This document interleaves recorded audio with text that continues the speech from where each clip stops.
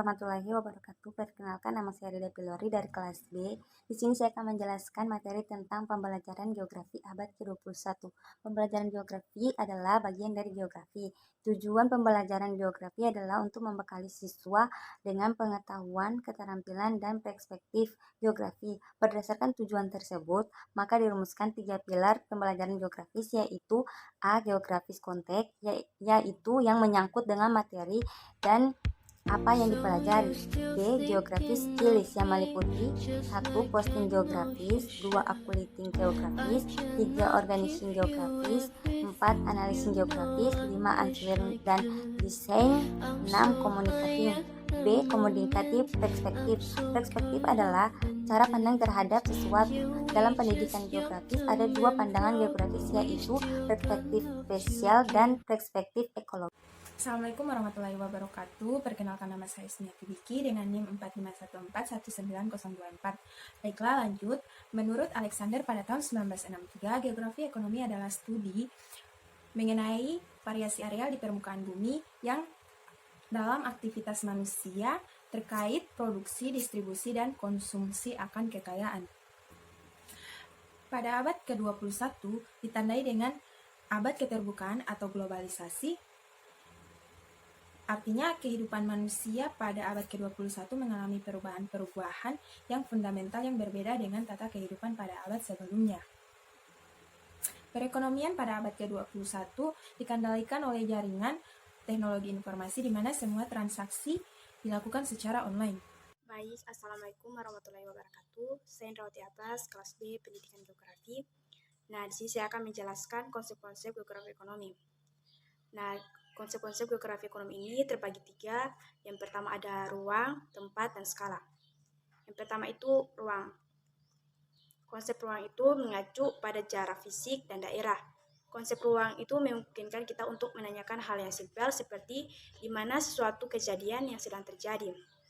Dan terdapat 4 elemen konsep ruang ini. Yang pertama itu ada perwilayahan dan bentuk, yang kedua ada lokasi, yang ketiga ada melewati ruang, yang keempat konsep keruangan yang tidak seimbang sebagai suatu kondisi yang dibutuhkan dari sistem kapitalis.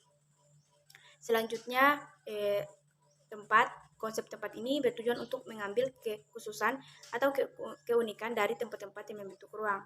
Dengan ide seperti tempat, geografi dapat menyediakan kekayaan dan kekompleksitasan dari tempat-tempat dan proses ekonomi yang mana selalu terikat pada lingkungan, sosial, budaya, serta institusional dan konteks politik. Selanjutnya ada skala. Konsep skala itu membantu kita untuk mengatur tempat-tempat melalui tipologi skala spasial.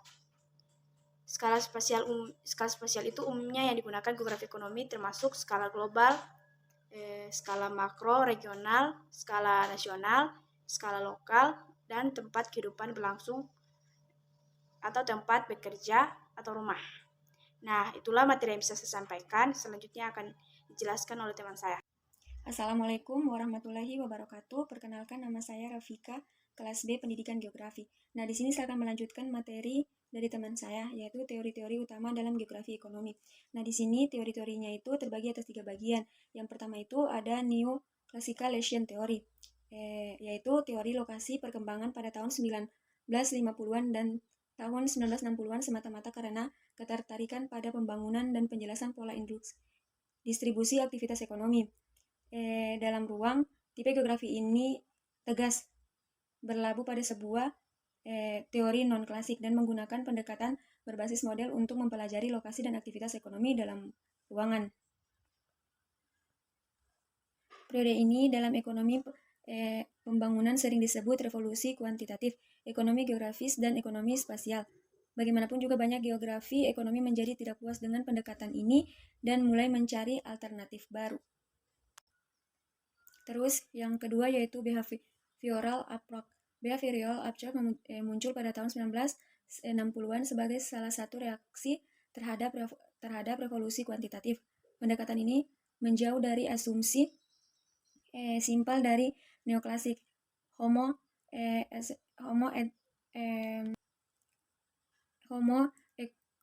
economist dan penyelidik memiliki lebih luas faktor-faktor yang mempengaruhi pengambilan keputusan aktor ekonomi dari berbagai situasi masalah, dan pendekatan ini adalah gagal untuk menyelidiki hubungan antara individu dengan masyarakat. Terus yang ketiga itu ada strukturalis approach Marxist political economy. Sebaliknya, pendekatan ekonomi politik Marxis menetapkan hubungan sosial sebagai pusat dari analisisnya dan penekanan pada kelas. Sejak tahun 1970-an, Marxis mulai melihat pengaruh ekonomi dan hasil memiliki pengaruh yang berarti pada geografi ekonomi sekarang. Dan terpenting, Marxis menginspirasi geografi ekonomi untuk mengalihkan perhatian dari pola spasial dan isu lokasi kepada masyarakat, hubungan sosial, dan struktur ekonomi dari perekonomian kapitalis. Baik, itulah materi yang dapat saya sampaikan. Saya ucapkan terima kasih. Wassalamualaikum warahmatullahi wabarakatuh.